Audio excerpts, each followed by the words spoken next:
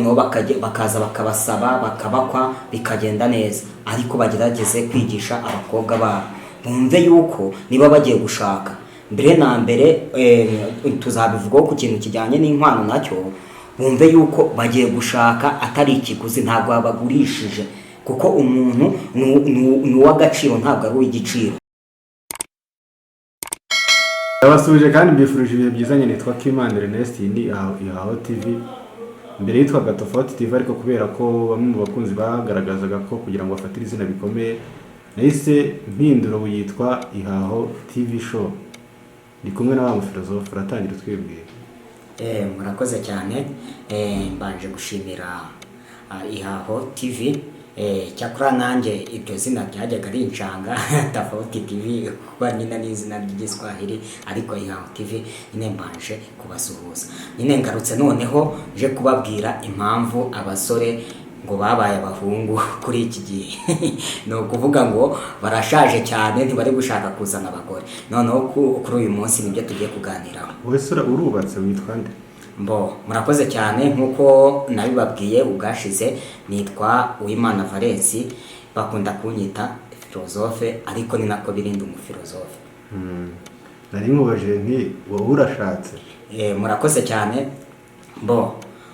Njye sinshatse, ahubwo sinzanashaka. Ni ukuvuga ngo njyewe iyo mbonye umugore w'iki gihe uko ateye, cyangwa abakobwa b'iki gihe ibyifuzo bafite, mba mbona aho bizagera tuzajya tumera nka bya bindi nyine Pawulo mutagatifu yavuze ati gushaka ni byiza, ariko kudashaka bikaba byiza kurushaho.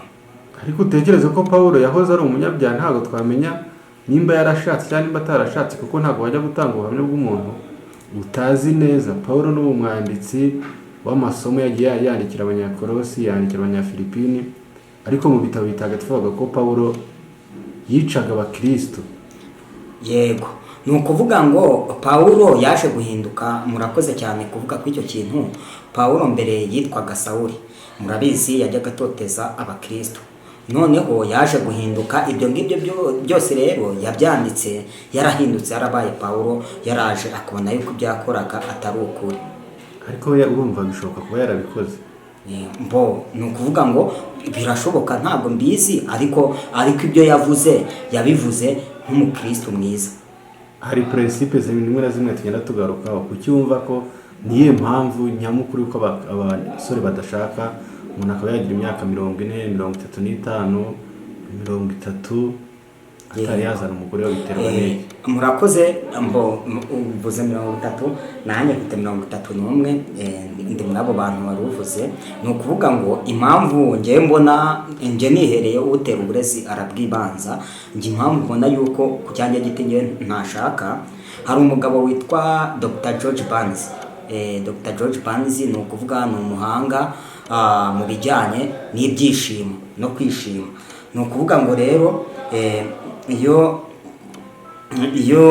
umuntu agerageje kuza akareba icyo yise, ni mu gitabo cyitwa The Most of George Barnes, hari aho agaragaza 9 ways to make your wife happy, cyangwa nk'inzira 9 waza ugashyiramo ukanezezamo umugore wawe. Ubona izo nzira zigoranye, kuko nko kuza akajya avuga ngo niyo mwamumaranye, hari nk'inzira imwe avugamo ngo umugore niwo mwaba mumaranye imyaka 100, ngo mujye mumera nkaho muri mu kwezi kwa buki. Utekereze abantu bamwe bakora ukwezi kwa buki, bakagenda bakajya mu birwa, bakagenda bakajya ahantu hatandukanye, kandi se muri nk'abakecuru n'abasaza, kuko uri umusaza nk'ibyo bintu wabishobora. Nyine iyo uzisomye ubona nyine ari inzira nyine zigoranye cyane, ku buryo nyine abantu benshi nkanjye mba nabisomye biraza bigatuma wenda nanjye nafata initiative yo kuvuga yuko ntazamuzana. Izo nzira wazisangiza abateze n'abareba Ihaho TV byibura nk'eshatu? Yego, ni ukuvuga iyo ni imwe nari mvuzemo, yuko nibura ugomba kumenya yuko abantu bose umugore wawe ugomba kujya umufata buri gihe nkaho muri mu kwezi kwa buki. mu kwezi kwa buki ngira ngo abadukurikiye ku Ihaho TV barabizi nyine iyo abantu bari mu kwezi kwa buki. Noneho hari noneho n'ikindi aza akagarukaho indi nzira yindi, araza akavuga ngo amatariki yiwe ngo uzajye uhora uyazirikana. Hari amatariki y'ingenzi avuga ugomba kuzirikana, ngo igihe ngo mwahuriye bwa mbere nawe utekereze nk'ubu ngubu nawe umunyamakuru w'Ihaho TV nkawe uri kumbaza kuza ukajya uzirikana ngo itariki ya mbere mwahuriyeho, ibaza ufite nk'imyaka 100 ngo ukaza ngo iyo tariki ugiye kuyifata mu mutwe, ukibaza ngo nakazi urimo byagenda gute. Noneho hakazamo noneho ikindi nacyo cyo kuvuga ngo mu gihe ngo cyose ngo uvuye mu kazi ugomba kuza ngo ukagira ngo akantu ngo kagasiripurize cyangwa k'impano ngo uzukamuzanira buri gihe ugeze mu rugo ngo uzuhanga gashya, ukibaza ngo ako gashya se kazaguhereza amafaranga. Nyine nize 3 nabasangizaho, n'izindi nazo tuzagenda tuziganiraho uko ibihe bizagenda bihita. Sendera ati abasore bari ariko nta kashi, amafaranga yose y'ingingimira zo kuba abasore baba bahungu kubera ubukene. Murakoze cyane. Ni ukuvuga ngo icyo kintu uvuzeho cyahubwo kiri muri sense contraire. Abantu bafite amafaranga, abasore bafite amafaranga cyangwa abahungu nk'uko batwita, yego ni ukuvuga ngo bo ntibashaka gushaka, nta nubwo banajya no mu ibyo bintu by'abagore, ahubwo abatayafite niho bajya gushaka. Ubwo rero ibyo bintu abasore bariho ariko nta kashi. Senderi ngiye ntabwo ndi dakora nawe. Vale, tubwira ibintu biri gutuma abantu utwereka n'ingero ziri gutuma abantu badashaka. Ni ukuvuga ngo murakoze cyane. Ikintu cya mbere, umugore w'iki gihe cyangwa umukobwa w'iki gihe, ibyifuzo bye ntabwo waza ngo bihaze. Ushobora kuba ufite ubushobozi bwo kumutunga ukamuhahira, ukamukora ikintu cyose cyiza kibaho, ariko akagushinja yuko mu buriri bitari kugenda neza. Noneho waba bwa buriri wenda ufite ubushobozi bwo kuba wagenda ngo ubwitwaremo neza, ukaba udafite amafaranga. Icyo ni ikintu urumva yuko ni ibintu biri controversial. Noneho ikindi cya kabiri, noneho abakobwa b'iki gihe bari kujya gushaka abagabo, bakaza bakabashakira imitungo baba bafite, nta rukundo bafite, bari gutagetinga gatanya. Ubwo rero nk'abantu baba batekereza kure, baba bafite akazi kabo bahembwa amafaranga yabo yabavunye, baraza bagatekereza ati icyo kintu gishobora gutuma nkazana umugore, bagafata initiative yo kuza bakavuga ngo cyakora wenda babonye nk'ahantu bagenda bakiyeranje bakabyara nk'umwana, bakavuga ati uwo mwana bazamutunga, ariko byo kubana n'umugore, byo kujya kumanika ukuboko kuze kubasemere, ugasanga nyine ni ikibazo, ugasanga nyine bibaciye intege zo kuba bafata gahunda yo kubaka urugo. Dukora iki rero kugira ngo abantu bigize ibisumbiri nabo bashake? Murakoze cyane. Ntabwo ari ukuvuga ngo ni ibisumbiri kuko nanjye naba ndicyo. Ikintu rero twakora njye mbona cyane ni ukuvuga ngo ingo kuri iki gihe impamvu ziri gusenyuka cyane, mbonye nabirebera ku mpande ebyiri. Ni ukuvuga hari ku ruhande rw'abagabo, hari no ku ruhande rw'abagore. Ni ukuvuga ngo nk'uko natangiye mbivuga, umudamu w'iki gihe by'umwihariko ubasha gukora ku mafaranga ari gushaka kubaho mwa bya bihe byamurenze.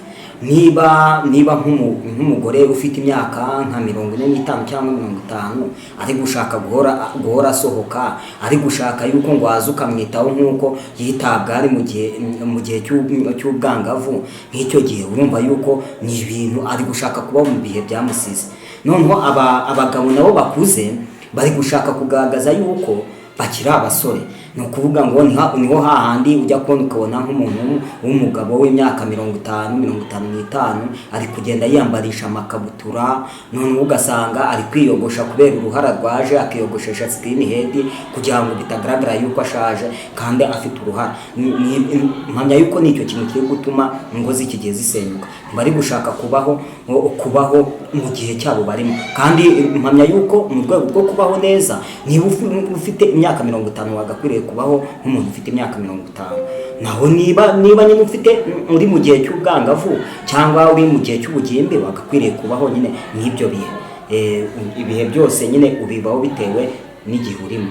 Iterambere ryawe riri mu bikomeye mu nkokora kuba abantu batacyubaka cyangwa bashake. Murakoze cyane. Iterambere ryo nyine ni ikibazo cyane kubera yuko ibyo byose bari gushaka kwigana imico y'abazungu. Ngira ngo mujya mureba ukuntu abazungu iyo bashaje bageze mu gihe cya pansiyo bahita baza gushaka abakobwa bino. Icyo gihe rero mbona n'abanyarwanda niyo tendanse bafite, abasaza aho bizajya bagiye kuzajya bajya gushaka nk'abakobwa b'imyaka 20 kugira ngo basazishe, kandi ibyo byose ni iterambere n'imico y'ahandi bagenda bigana.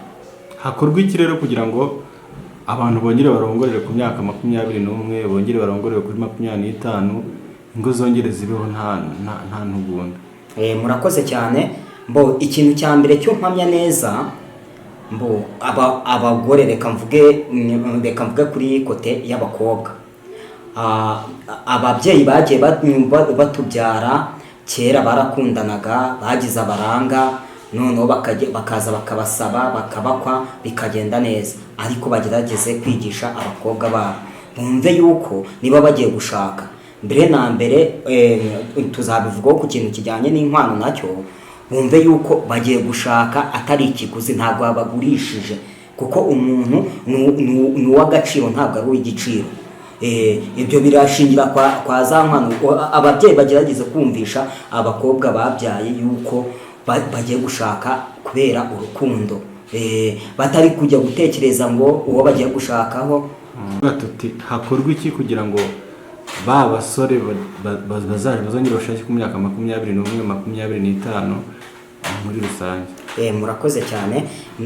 Ni ukuvuga ngo njyewe icyo nagira inama abasore n'abahungu bagenzi banjye cyangwa n'ababyeyi muri rusange, ni ukuza bakumvisha abakobwa yuko bagomba guhindura imyumvire bafite.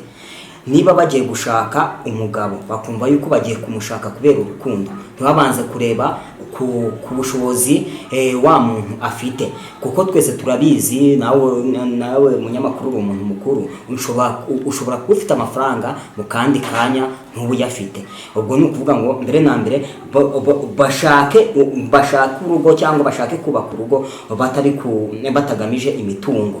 Noneho ikindi cya kabiri, bagerageze noneho guhindura imyumvire, bumve yuko imico yo hanze ntacyo yaza ngo itumarire twebwe nk'abanyarwanda. Tugomba kwimakaza umuco nyarwanda. Niba ushaje ukumva yuko ugomba kubaho nk'umuntu ushaje, biba bibabaje ukuntu umwana w'imyaka 22, 23 cyangwa niyo yaba ari 5 ashobora gufata initiative yo kumva yuko ngo yaza ngo agiye gukunda umusaza w'imyaka 70. Nubwo babeshya yuko urukundo ari impumyi, ariko niyo rwaba ari impumyi rugira abantu barurandata. Wa muntu mu by'ukuri ntabwo ari rwa rukundo afite. Iyo ni imico yo hanze. Bagerageze buri muntu wese abe mu gihe cyiwe. Niba afite imyaka runaka, abeho nk'umuntu ufite iyo myaka, areke kugenda yiyoberanya. Numva ari ibyo ngibyo nagira inama ku babyeyi bacu ndetse n'abasore wenda badafite gahunda yo gushaka nkanjye, ariko nyine kandi ngewe nkanabagira inama yuko batekereze kwa rya jambo Pawulo Mutagatifu yavuze. Niba gushaka ntabwo ari umushinga, hari abantu njya numva bavuga ngo wagiye gukora umushinga wo kubaka urugo, ukibaza umushinga utunguka ubaho. Niba bavuga ngo umushinga urunguka, urwunguko n'abana, ariko se abana hari isoko ryabo ribaho? Ubwo nabyo ibyo bintu bajya babitekerezaho, ntibakajye bafobya iryo jambo umushinga. Gushaka ntabwo ari umushinga, ahubwo ni ukuvuga ngo njye nabifata nk'aho ari ibibazo cyangwa ni nka rufoma, niba ariko nabyita, kuko tuzi abantu benshi batagiye bashaka kandi babayeho neza.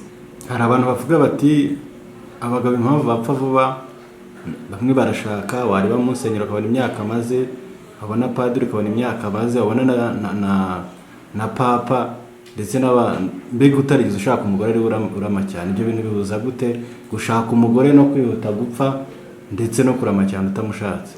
bo murakoze cyane nibyo nari nsorejeho. Ni ukuvuga ngo njyewe hari umufilosofe yigeze adefinisa cyangwa asobanura nko gushaka nkaho ni romari necessaire, ni ikibi gikenewe. Ibyo bintu icyo bishatse kuvuga ni ukuvuga ngo impamvu ku icyo kintu wamubajije, nk'ubu murabizi papa wacu imyaka afite ni umukambwe pe, hari n'abapadiri benshi cyane bakuze.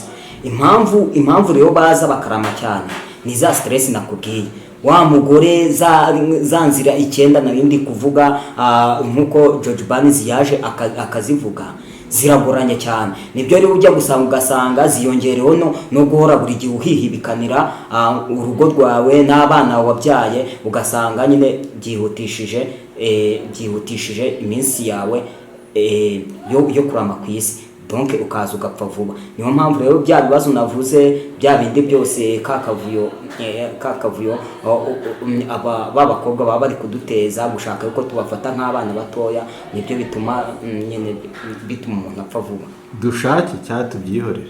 Mbongeye ku cyanjye giti, ngiye mbona gushaka nta cyiza cyabyo, gushaka nta cyiza cyabyo, kuko abo bana bavuga ngewe wenda uzabona isoko ryabo, wenda yazambwira, wenda ngerageza gusoma ibitabona, nagerageje gushaka isoko ry'abana nararibuze. Kandi n'abo bantu baba bari kubyita umushinga ubaho utunguka, wenda bazagane abantu babigira uwo mushinga, azajya ujyana nk'uwo mushinga awujyane ku bakonsilita, baze bawigeho, wenda ntibaza bakamuhereza inyungu yawo bazambwira. Ngewe mu magambo makeya numva gushaka atari ngombwa. None se kuvuga ko ntacyo bibamariye, ko nta nawe washyira umwana nta n'umushinga, ubu we ntacyo umariye wanyu? Murakoze cyane.